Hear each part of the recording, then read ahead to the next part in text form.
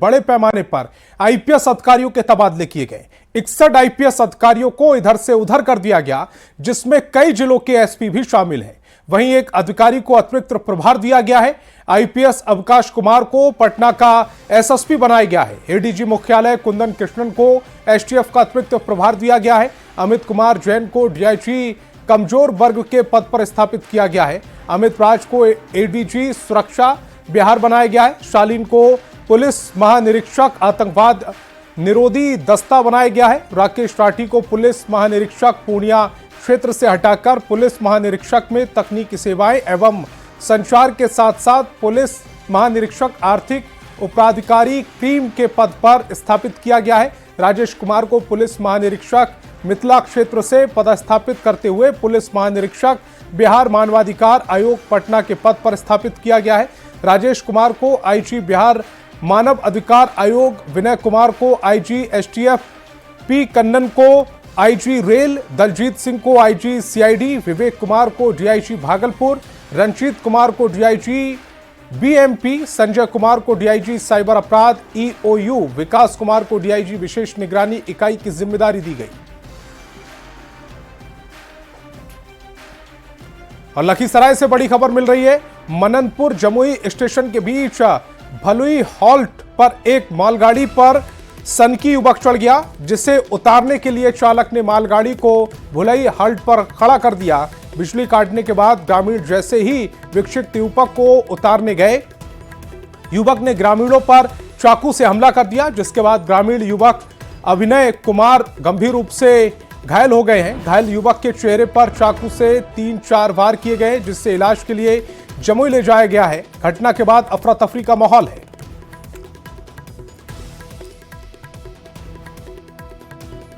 मुजफ्फरपुर शहर के बालूघाट रोड में छात्राओं के बीच में जमकर मारपीट हुई है। पहले दोनों तरफ से गाली गलौच हुई, फिर जमकर लात घूंसे चले। घटना का वीडियो सोशल मीडिया पर तेजी से वायरल हो रहा है। हालांकि छात्राओं के बीच मारपीट क्यों हुई, ये बात अब तक स्पष्ट नहीं हो पाई है। छात्राओं के बीच मारपीट का ये वीडियो सोशल मीडिया पर तेजी से वायरल हो रहा है। ये वीडियो गुरुवार शाम की बताया जा रहा है। वीडियो में दिख रहा है कि स्कूल बैग लटकाकर कुछ छात्राएं आपस में मारपीट कर रही हैं। इस दौरान जमकर लात घूंसे चल रहे हैं, एक दूसरे के बाल खींचे जा रहे हैं। वहीं स्थानीय लोग भी छात्राओं को छुड़ाने का प्रयास कर रहे हैं, कोशिश कर रहे हैं, लेकिन वो किसी की बात सुनने को तैयार नहीं है। वायरल वीडियो की पुष्टि न्यूज़ 18 नहीं करता। और रोहतास से बड़ी खबर मिल रही है। विक्रमगंज में दुकानदार की हत्या कर दी गई। फर्नीचर व्यवसायी की गोली मारकर हत्या की गई है। ढेर गांव में फर्नीचर की दुकान चलाता था, बगीचे में ले जाकर गोली मारी गई है। वाराणसी ले जाने के दौरान उसकी मौत हो गई है। तो रोहतास से इस वक्त की बड़ी खबर, जहां पर विक्रमगंज में दुकानदार की हत्या कर दी गई। फर्नीचर व्यवसायी है जिसको गोली मारी गई है। ढेर गांव में फर्नीचर की दुकान चलाता है, बगीचे में ले जाकर गोलीकांड को अंजाम दिया गया। वाराणसी ले जाने के दौरान युवक ने दम तोड़ दिया, उसकी मौत हो गई। और समस्तीपुर से खुलेआम गुंडई की एक तस्वीर सामने आई है। कार सवार ने श्री राजपूत नाम के पत्रकार को कार के साथ 50 मीटर तक घसीटते हुए दीवार से टकरा दिया और फरार हो गया। घटना दलसिंह सराय की है। बताया जा रहा है कि कार सवार किसी बाइक सवार को टक्कर मारकर जा रहा था। रास्ते में कार के गेट से श्री राजपूत नाम के पत्रकार को भी चोट लग गई। जब उन्होंने कार सवार से बहस की तो उसने कार के साथ घसीटता हुआ उन्हें ले गया। निजी अस्पताल में इलाज के बाद घायल पत्रकार को समस्तीपुर रेफर कर दिया गया। घर वालों का कहना है कि गंभीर रूप से घायल पत्रकार की हालत में पहले से सुधार है। फिलहाल सीसीटीवी फुटेज के आधार पर पुलिस ने कार सवार को गिरफ्तार किया, जिसकी पहचान अंकित चौधरी के रूप में हुई, जो दलसिंह सराय के चाय पट्टी का रहने वाला बताया जा रहा है। और दरभंगा से बड़ी खबर मिल रही है। डायल 112 पर तैनात सिपाही संजीव कुमार की मौत हो गई। ड्यूटी कर पुलिस लाइन वापस लौटे थे सिपाही, इसी दौरान वो बेहोश होकर गिर पड़े। डीएमसीएच पहुंचने पर डॉक्टरों ने उन्हें मृत घोषित कर दिया है। मुंगेर के रहने वाले थे सिपाही संजीव कुमार। दरभंगा से इस वक्त की बड़ी खबर आपकी टेलीविजन स्क्रीन पर। डायल 112 पर तैनात सिपाही संजीव कुमार की मौत हो गई है। ड्यूटी कर पुलिस लाइन वापस लौटे थे, उसी दौरान वो बेहोश होकर गिर पड़े। डीएमसीएच में उन्हें डॉक्टरों ने मृत घोषित कर दिया है। मुंगेर के रहने वाले थे सिपाही संजीव कुमार, जिनकी मौत की खबर मिल रही है। और मुजफ्फरपुर रेल पुलिस ने 6 शराब तस्करों को पकड़ा है, जिसकी तस्करी का अनोखा तरीका देख पुलिस भी हैरान है। बरौनी गोंदिया एक्सप्रेस ट्रेन में बैठकर जैकेट में छिपा शराब ले जा रहे 6 तस्करों को गिरफ्तार कर लिया गया। जीआरपी की टीम ने उनके पास से बड़ी मात्रा में शराब पकड़ी है। तस्करों के पास से 319 पीस टेट्रा पैक शराब बरामद की गई है। नए साल में खपाने के लिए यूपी से टेट्रा पैक शराब बिहार लाई जा रही थी। फिलहाल रेल पुलिस इन सभी को पूछताछ कर रही है और कुंडली खंगाल रही है। सामान्य बोगी से समस्तीपुर के 6 शराब तस्करों को शराब के साथ गिरफ्तार किया गया है, जो शराब को अपने शरीर के में छिपाकर समस्तीपुर ले जा रहे थे। और लखीसराय में फर्जी डीआईजी बनकर पुलिस पदाधिकारी को फोन कर परेशान करने वाले युवक को पुलिस ने दबोच लिया है। गिरफ्तार फर्जी डीआईजी के पास से पुलिस ने 2 बोतल विदेशी शराब भी जब्त की है। गिरफ्तार युवक का नाम दिलखुश कुमार उर्फ छोटू है, जो रामगढ़ चौक थाना क्षेत्र के नदियावा गांव का रहने वाला है। युवक थाना अध्यक्ष को फोन कर अपने आप को डीआईजी बताते हुए गलत सूचना देता था और थाना अध्यक्ष को अवैध बालू खनन, शराब और पशु तस्कर की सूचना देकर पुलिस को डायवर्ट करने का काम करता था, जिससे पुलिस पदाधिकारी को काफी परेशानी होती थी। छोटू कुमार उर्फ दिलखुश नाम का एक लड़का, जो विगत कई दिनों से बड़ी पदाधिकारी के नाम पर हम लोग को धमका रहा था और वो शराब पी करके पीता भी था और शराब पी के धमकाता था। उसी क्रम में छापामारी किया गया शराब पीने में, और शराब को होम डिलीवरी भी करता था। होम डिलीवरी में 2 बोतल का सब पकड़ा गया है। नहीं, थाना अध्यक्ष को हम फ़ोन किसी को नहीं करते थे। हम अपना नंबर से अगर किसी को फ़ोन करते थे तो हम डीआईजी बन के फ़ोन नहीं करते थे। क्या करते हो? कुछ नहीं करते हैं, बस पढ़ाई करते थे। और अरुणाचल प्रदेश पुलिस ने दरभंगा पुलिस के सहयोग से करीब 100 करोड़ रुपए के जीएसटी हेराफेरी के मामले में दरभंगा से 2 अकाउंटेंट को गिरफ्तार किया है। रयाम थाना के वनसारा गांव से अकाउंटेंट विपिन झा और आशुतोष झा को गिरफ्तार किया गया। दोनों पर अपने क्लाइंट्स के जीएसटी रिटर्न फाइलिंग में करोड़ों रुपए की गड़बड़ी का आरोप लगा है। अरुणाचल प्रदेश पुलिस ने टेक्निकल सर्विलांस के माध्यम से दोनों आरोपियों का पता लगाया। उनके पास से दरभंगा पुलिस की सहायता से वनसारा गांव में छापेमारी कर दोनों को गिरफ्तार भी कर लिया गया।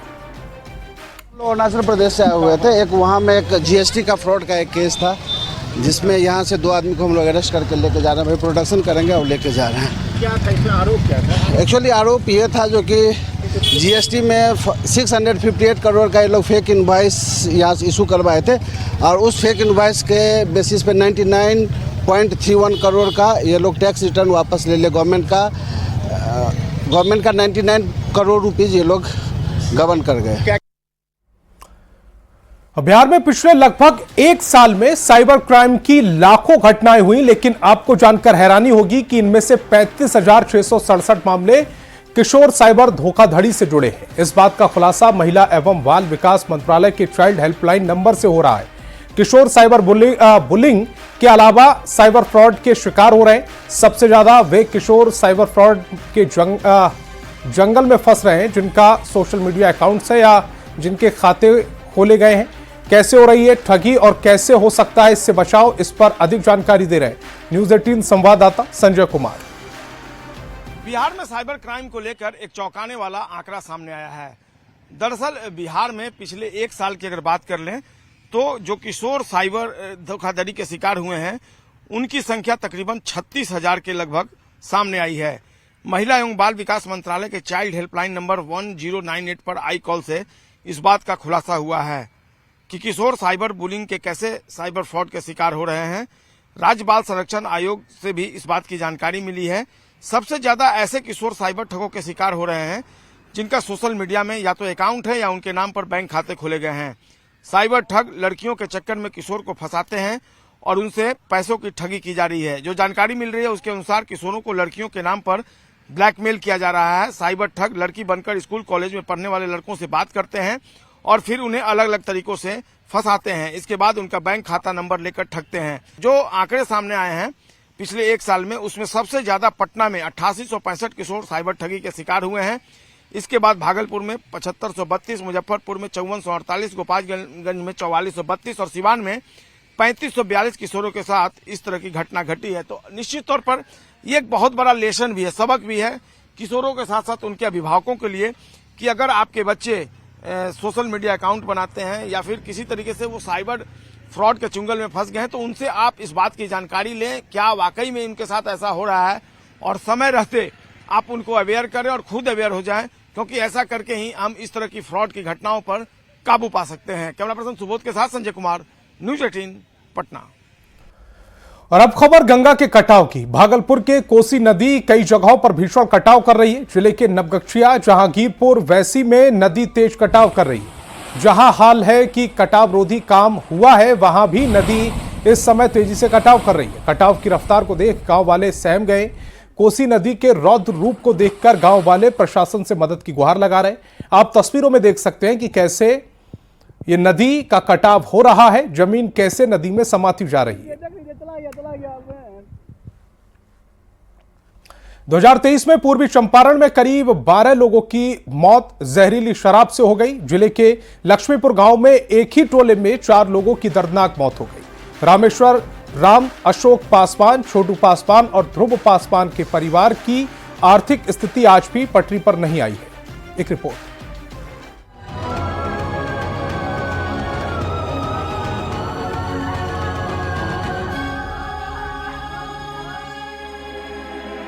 ये है धनवंती देवी।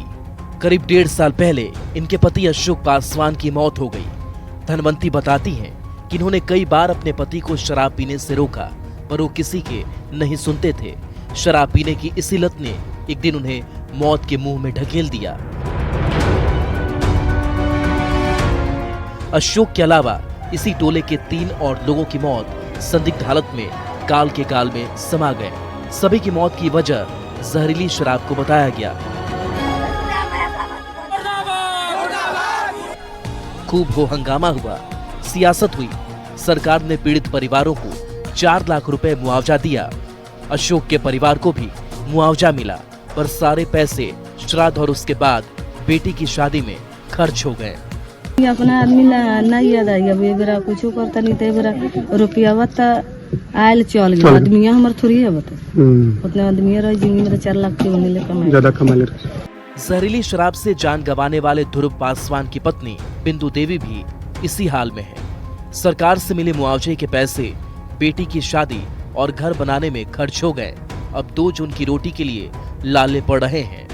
जकर गर्जियन नहीं के ओकरा तो कबो तक तबाही रही। का करनी, पैसा मिलल तो का करनी? बेटी के शादी में लगौनी, दिन उतरले रहनी सा। अब अपने का करी ले कि अब तू नहीं खान, बाल बच्चा कर खान तो बाल बच्चा कथी करता? अब देखत बड़ला बानी दूसरा के गाड़ी चलावला से कथी होता। फिर मन तनी बाल बच्चा सज्ञान होई, अभी कहिया ना कहिया का करी का ना, तो फिर हमनी के तो बारे में सोचे के चाहिए नु, जो हमनी जकर मालिक नहीं के ओकर पर बस्ती केंग होई। मृतक ध्रुव पासवान के बेटे अजित पासवान अपने पिता की मौत के सदमे से अब तक नहीं उबर पाए हैं। इन्होंने सौगंध ली है कि जीवन में कभी शराब को हाथ तक नहीं लगाएंगे। हमारे यहाँ पे एक गांव में 4 आदमी। कौन कौन लोग मरे थे, कुछ जानकारी है? अशोक पासवान, एक छोटू, एक जटारा। यहाँ भी अशोक पासवान मेरा फूफा जी थे। पापा को मना नहीं कर रहे थे कभी? पापा को मना करते थे, मगर अब उस दिन हम ये तो नहीं जानते, तो हम थे बाहर। अब यहाँ आए, जाके उधर बाहर से इधर से पी कर आए, देवरी वोरी कराने गए थे, वहीं दारू पिए, वहाँ से आए तब तक तबीयत खराब हो गया, एकदम डायरेक्ट मर गए। तो अब तो पापा नहीं है, तो तुम भी शराब पीता है क्या? नहीं, हम लोग नहीं पीते हैं सर। प्राण ले लिया कि शराब नहीं पी? ना, नहीं। वार्ड पार्षद भारत कुमार यादव ने बताया कि उस घटना के बाद से पूरे गांव के लोग सतर्क हैं। सबने मिलकर ये ठाना है कि अब एक भी व्यक्ति को जहरीली मौत की भेंट नहीं चढ़ने देंगे और न ही खुद जहरीली शराब का सेवन करेंगे।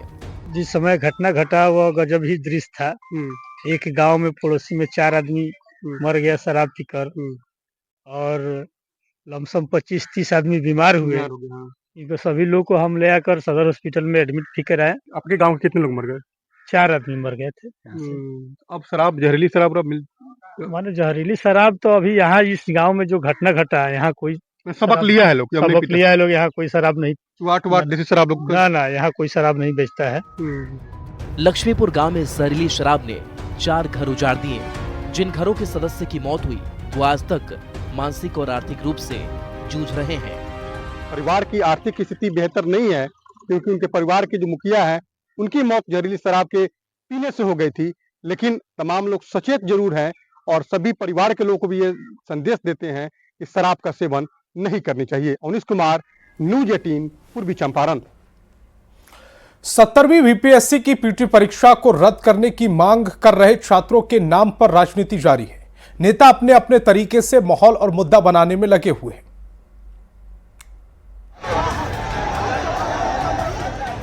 लोगों के, छात्रों के आंखों में आंसू है, पीठ पे लाठी का दाग है, सर कपार फटा हुआ है। कम से कम परीक्षाओं का जो राजग मॉडल है उससे बिहार के छात्रों को सीख लेने की जरूरत नहीं। बिहार में अगले साल विधानसभा चुनाव है और फिलहाल 70वीं बीपीएससी पीटी परीक्षा को रद्द करने की मांग को लेकर पटना में कुछ छात्र आंदोलन पर हैं। छात्रों का ये मुद्दा अब राजनीतिक मुद्दा बनता जा रहा है और नेता इस मुद्दे को 2025 के चुनाव के नजरिए से देखने लगे हैं। छात्रों के आंखों में आंसू है, पीठ पे लाठी का दाग है, सर कपार फटा हुआ है और हम लोगों की सरकार में मात्र 17 महीने की सरकार में चेहरे पे जो खुशी थी, लेकिन आज क्या स्थिति बनी हुई। नेता प्रतिपक्ष तेजस्वी यादव ने छात्रों के आंदोलन के बहाने सरकार पर निशाना साधा तो सत्ताधारी दलों के नेता लाल हो गए। जो बेरोजगार हो जाता है उनका यही काम रहता है कि कहीं न कहीं जनता को बहकाना, छात्रों को बहकाना, उनको गुमराह करना, अफवाह फैलाना। तीन लोगों का मुख्य काम है अफवाह फैलाने का। ये लोग अफवाह फैलाने में लगे हुए हैं, छात्रों को भड़काने में लगे हुए हैं। बीजेपी और जेडीयू के नेता एक सुर में तेजस्वी यादव पर पलटवार कर रहे हैं। जेडीयू के राष्ट्रीय प्रवक्ता राजीव रंजन ने कहा कि बिहार के छात्रों को अब आरजेडी के नौकरी वाले आंदोलन से सीखने की जरूरत नहीं है। नौकरियों के बदले पैसे और जमीन लेने के उन पर अनेक लोगों ने आरोप लगाए, तो कम से कम परीक्षाओं का जो राजग मॉडल है उससे बिहार के छात्रों को सीख लेने की जरूरत नहीं। छात्रों के आंदोलन में प्रशांत किशोर जैसे लोगों को भी अपना भविष्य दिखने लगा है, जो बड़े बड़े दावे करके आए थे लेकिन उपचुनाव में ही दावों की हवा निकल गई। बीपीएससी अभ्यर्थियों के प्रदर्शन में जन स्वराज के संयोजक प्रशांत किशोर भी शामिल हुए। न्यूज 18 के लिए पटना से रवि एस नारायण, संजय कुमार और धर्मेंद्र कुमार के साथ ब्यूरो रिपोर्ट। लेफ्ट विंग के छात्र संगठन आइसा के तत्वाधान में दिल्ली के बिहार भवन के सामने धरना प्रदर्शन का आयोजन किया गया। आइसा ने 70वीं बीपीएससी परीक्षा को रद्द करने की मांग की। इसके अलावा एक छात्र की मौत के लिए बिहार सरकार को जिम्मेदार बताते हुए मुख्यमंत्री नीतीश कुमार से इस्तीफे की मांग की। बिहार भवन के सामने धरना दे रहे छात्रों को दिल्ली पुलिस ने हिरासत में ले लिया। SC/ST कल्याण मंत्री जनक राम ने तेजस्वी यादव पर हमला बोला। जनक राम ने कहा कि तेजस्वी यादव संविधान की बात कर रहे हैं, लेकिन उनके माता पिता के राज में दलित समाज के लोगों को हाशिए पर रखा गया था। तेजस्वी आजकल बीपीएससी छात्रों को भड़काकर आग लगाने का काम कर रहे हैं। तेजस्वी यादव जी बिहार में आग लगाना चाहते हैं, नौजवानों को गुमराह करना चाहते हैं, नफरत की भावना फैलाना चाहते हैं। ये बिहार की जनता उब चुकी है। अब नया उन्होंने कलम कॉपी की बात कर रहे हैं, संविधान की बात कर रहे हैं। तो संविधान को आपकी जब सरकार हुई तो क्यों नहीं पालन किया? लाठी के बल पे आप सरकार चलाते थे। बीपीएससी छात्रों के प्रदर्शन और लाठीचार्ज के मुद्दे पर मंत्री हरी सहनी बयान सामने आया है उनका। हरी सहनी ने कहा कि सरकार नहीं चाहती ऐसी परिस्थितियां बने। हरी सहनी ने पुलिस का बचाव करते हुए छात्रों की समस्या का जल्द समाधान किए जाने की बात कही।